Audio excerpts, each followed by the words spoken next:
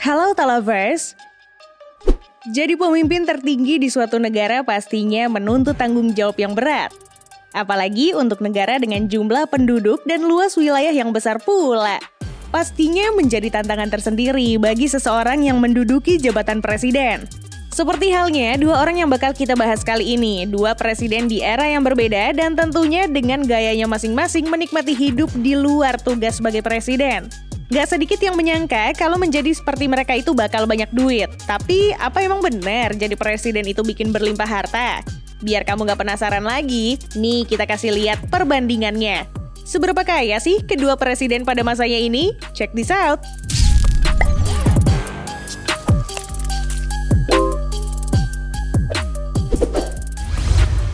Kita mulai dari Pak Jokowi dulu nih. Pria bernama lengkap Joko Widodo ini berangkat dari keluarga yang pas-pasan.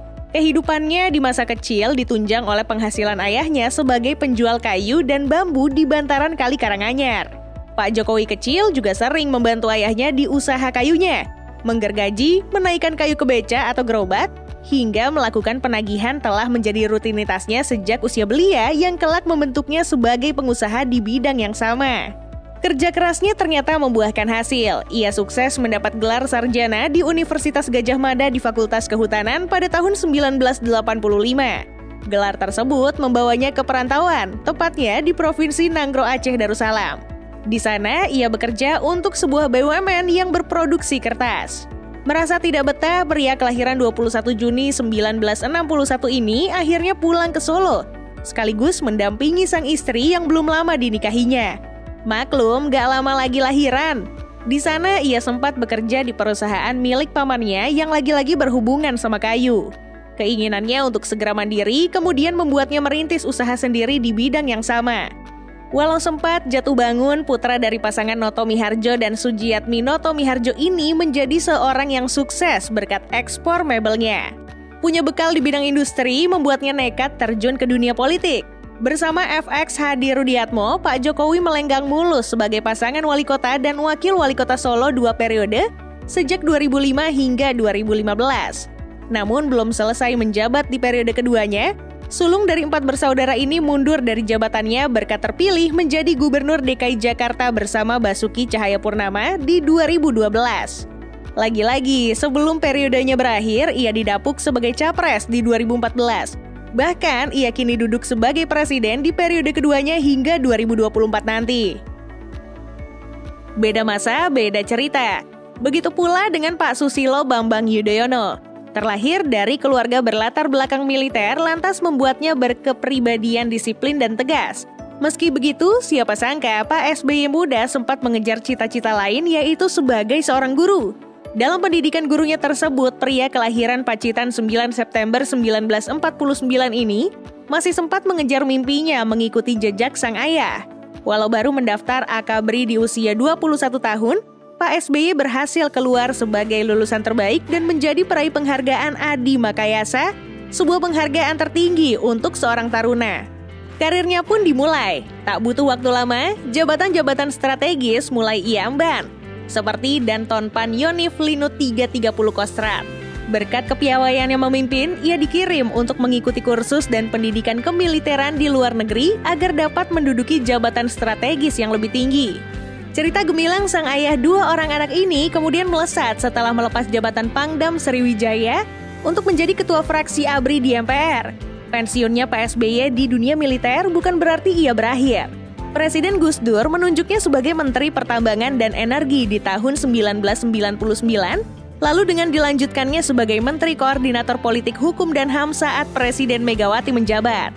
Di sanalah ia terjun ke dunia politik sebagai pendiri Partai Demokrat dan maju sebagai capres di tahun 2004. Pak SBY pun terpilih sebagai presiden pertama yang dipilih langsung oleh rakyat.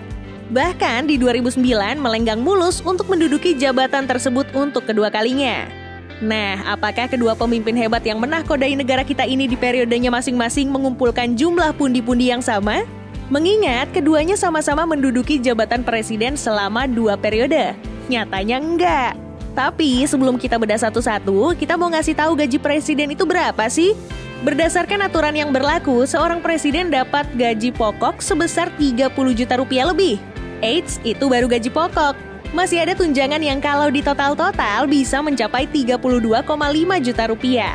Jadi total sebulannya ada 62,5 juta rupiah yang diterima orang yang menduduki jabatan RI 1 ini.